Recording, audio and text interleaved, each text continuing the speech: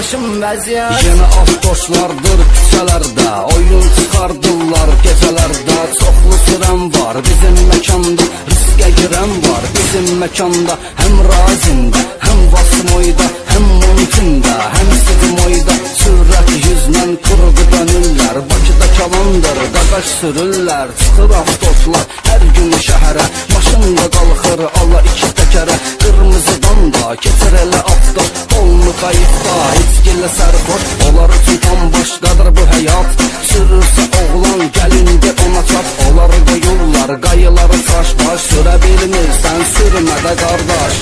Yenə avtoşlar eləyir qan, axşamlar qızışır meydan. Alap oldu çoxdur surət, zordur zor qaqaşım vəziyyət. Yenə avtoşlar eləyir qan, axşamlar qızışır meydan. Alap oldu çoxdur surət, zordur zor qaqaşım vəziyyət. Qarasqı rəhmətli hələ vardı, kəsilmir avtoşların da ardı. Hamısı sürəndir, hamısı cavandır, sürənlər orada çoxdur kalandır. Maşında basa bir gülməli signal, ala yaradıblar başqa bir əhval. Avtoş olan kəs qalmaz dalda, fərq etməz cənub şimalda.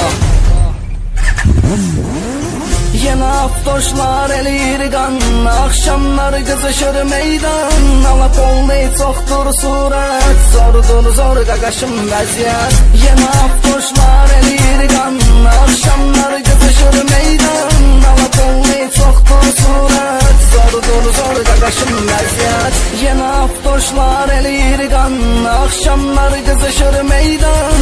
Alap oldu çoxdur surət, zordur zor qaqaşım vəziyyət. Yenə avtoşlar eləyir